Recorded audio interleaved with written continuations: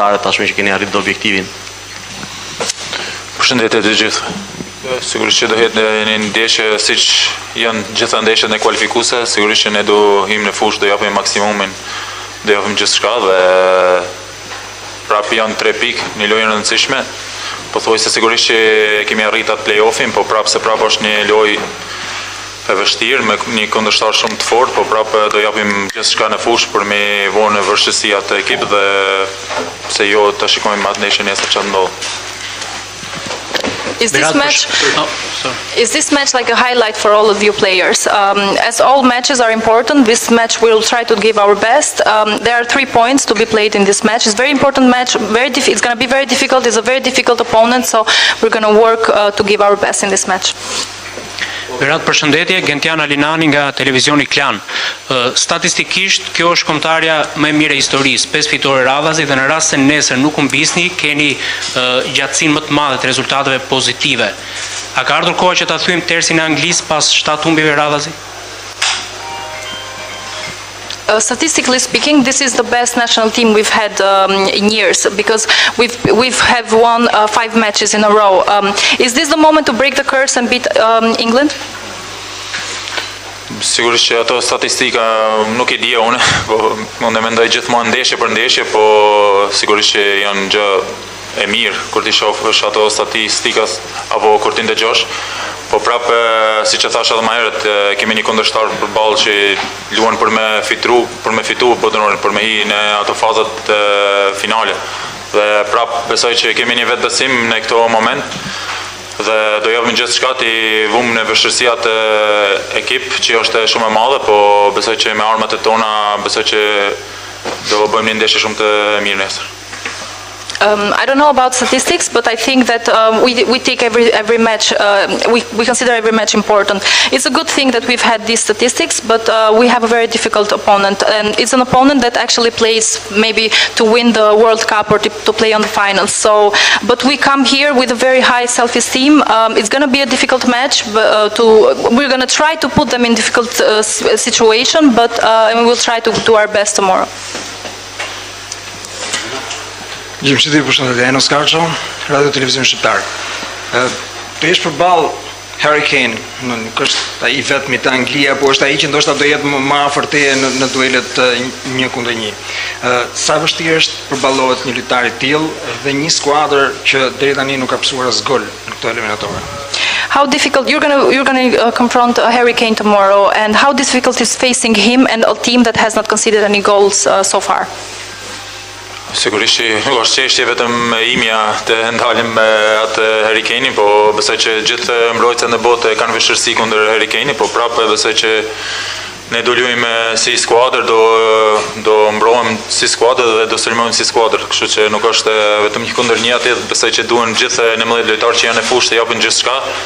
Dhe pse jo ato 0 golla që kanë psuar deri tani, pse jo nesër ti bëjmë një gol, nuk e dihet futbolli, kështu që besoj që jemi të përqendruar në gjithë skuadrën, jo vetëm te Harry Kane. Actually, it's not only difficult for me, but I think for every defender in the world to face him. But we're going to face him as a team and not one against one.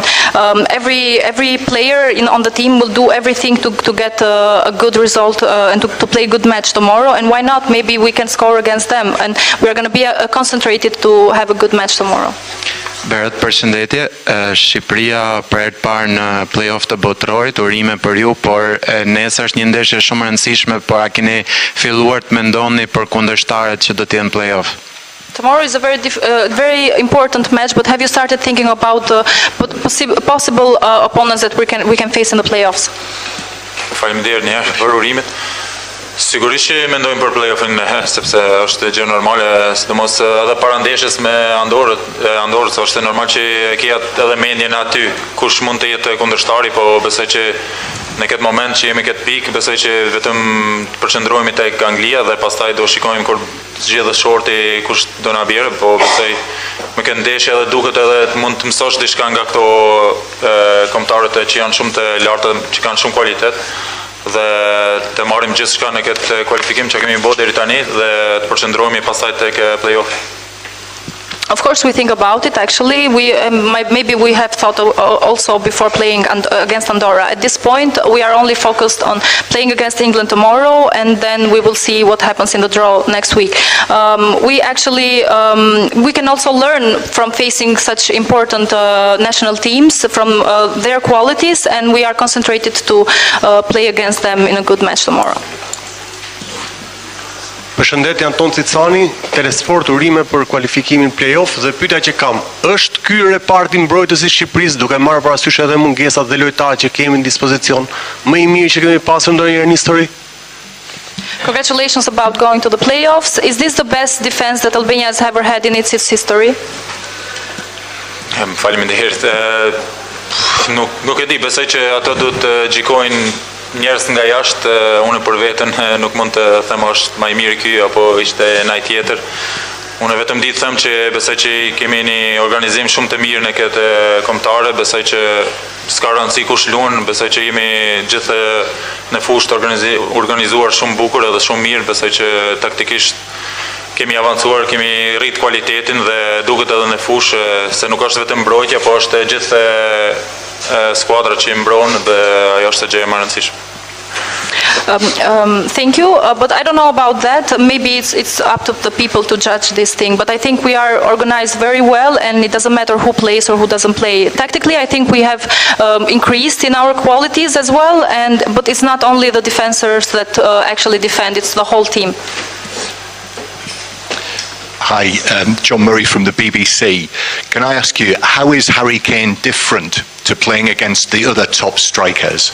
And also, England, perhaps again, as on Thursday, might use Phil Foden as a false nine for a period of the game. How different is that to deal with as a central defender?